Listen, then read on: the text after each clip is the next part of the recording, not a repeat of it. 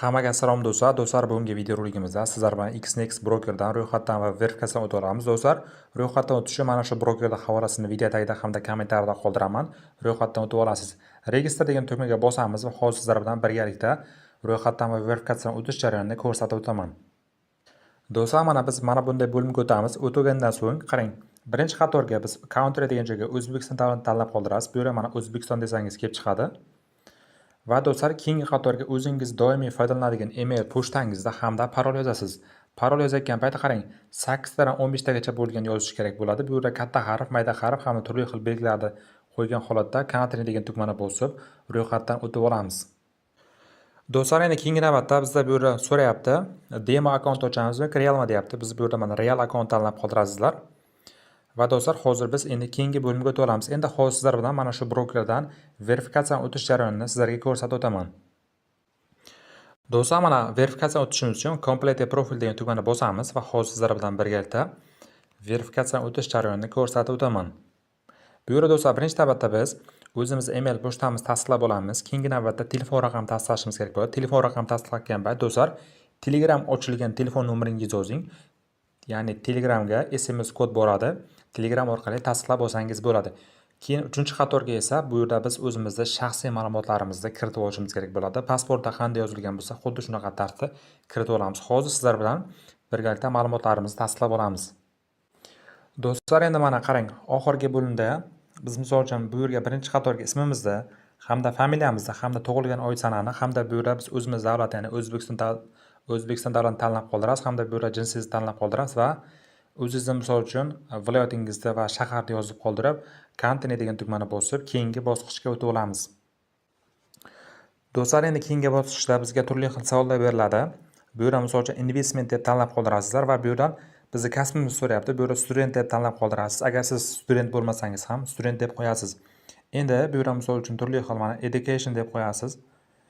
Savollarga javob berishimiz kerak bo'ladi. Va do'stlar, bu yerda ham savollar berilyapti. Bunga ham misol uchun birontasini mana biznesmen tanlab qoldiramiz. Va do'stlar, biz bu yerda bizni balansimizni so'rayapti. Balansingizni 100 mingdan 250 ming dollargacha yoki 50 mingdan 100 ming dollargacha qo'yasiz. Sizdan mana shu balans bo'lmasa ham shu balansni qo'ying. Misol uchun mana 100 mingdan 250 minggacha, bunda mana 50 mingdan 100 minggacha qo'yasiz va 50% ni qo'yamiz bu yerga. Va do'stlar, bizda oxirgi 3 yilda qancha misol uchun savdo qilganmiz deyapti, ya'ni real akkauntda deyapti. Bu yerda 100 tadan ko'p deb tanlab qoldirasiz agar siz savdo qilmagan bo'lsangiz ham. Va bu yerda misol uchun haftada qancha vaqtingizni ajratasiz deb so'rayapti. 4-12 soat qo'yasiz. Va bu yerda siz savdo qilganmiz deyapti, ya'ni yes da qo'yamiz hamda bu yerda 1000 evroni tanlab qoldiramiz va birinchisini tanlab qoldirgan holatda qo'yamiz. Endi bu yerda mana forex da qo'yasizlar va continue degan tugmani bosib olasiz. Endi oxirgi savol, XNext brokerni qayerdan eshitdingiz deyapti. YouTube deb tanlab qoldirasiz va continue degan tugmani bosib, endi keyingi bosqichga o'tib olamiz. Endi qarang, mana 3 ta nuqtani, ya'ni galchkani qo'yib olamiz. Qo'yib olgandan so'ng mana submit degan tugmani bosib tasdiqlab olamiz. Do'stlar, mana biz verifikatsiyaning bir qismidan o'tib bo'ldik. Endi to'liq verifikatsiyadan o'tish uchun mana identifikatsiya now degan tugma bor. Mana bu pastdagi tugma, shu tugmani ustiga bir marta bosib, hozir o'zimizda biz shaxsiy ma'lumotlarimizni, ya'ni pasportimizni rasmga tushirilgan holatini hamda yashash joyi ma'lumotini yuborib olishimiz kerak bo'ladi.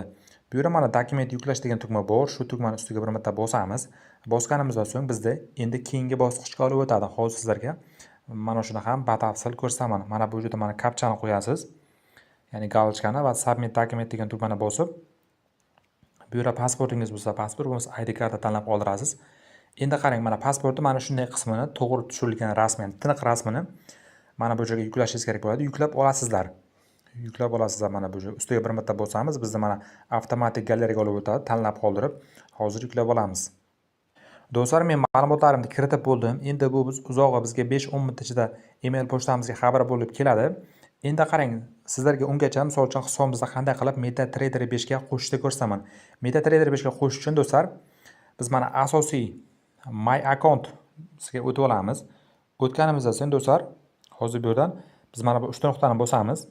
Bosganimizdan so'ng qarang, bu yerdan account information degan tugma bor. Shu tugmani ustiga bir marta bosamiz. Qarang, bu yerda mana bizga server nomi berilgan. Bu server nomi mana shu broker topish uchun kerak bo'ladi. Ya'ni MetaTrader 5 ga qo'shish uchun mana server nomini nusxalab olamiz hamda login ham kerak bo'ladi. Loginni ham nusxalab olasizlar. Endi hozir sizlar bilan birgalikda MetaTrader 5 ga kirib, hisobimizda qanday qilib MetaTrader'ga qo'shishni ko'rsataman.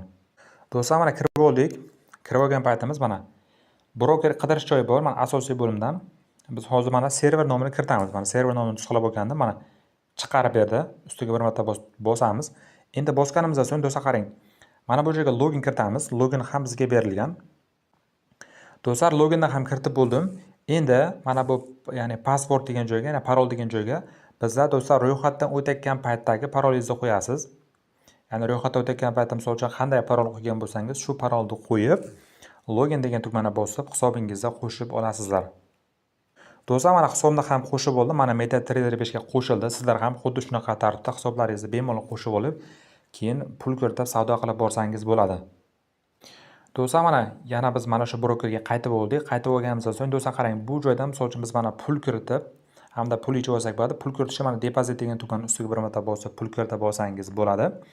Keyin qarang, benzira knopkasini bosib hozir yashash joyi haqidagi ma'lumotni ham qanday yuklanishini sizlarga qisqacha aytib o'taman. Do'stlar, mana biz hozir kirib oldik. Hozirdan qarang, misol uchun Binance Pay ga pul yechsak bo'ladi, hamda WebMoney ga pul yechsak bo'ladi. Hamda qarang, mana bu yerda mana kriptovalyutalarga pul yechish yopiq. Bu sababi nima uchun yopiq? Sababi mana bu yerda Complete Profile degan tugma bor. Complete Profile degan tugmani ustiga bir marta bosasiz. Bosganingizdan so'ng bizdan misol uchun yashash joyi haqidagi ma'lumot so'raydi. Yashash joyi haqidagi ma'lumotni sizlar my.go saytiga kirasiz. Kirgan payti my.go saytiga kirganingizdan so'ng ma'lumotnomalar bo'limiga kirasiz. Ma'lumotnomalar bo'limidan eng pastki joydan doimiy yashash joyi haqidagi ma'lumot bor. Shu ma'lumotni sizlar yuklab qo'yasizlar. Ya'ni doimiy yashash ma'lumotingizni screenshot qilingan holatini yuklaysizlar. Do'stlar, xuddi shunaqa qilib yuklaysiz. Yuklaganingizdan so'ng bu tekshirib oladigan uzog'i 5-10 minut ichida mana bular ham ochiladi. Keyin bemalol pul yechib, pul kiritib olsak bo'ladi. Do'stlar, xuddi shunaqa tartibda savdo qilib borasizlar. Hammaga omad. Telegram hamda YouTube kanaliga a'zo bo'lib qo'yishni unutmang. Barchaga omad. Videoga like hamda kommentariy kutaman.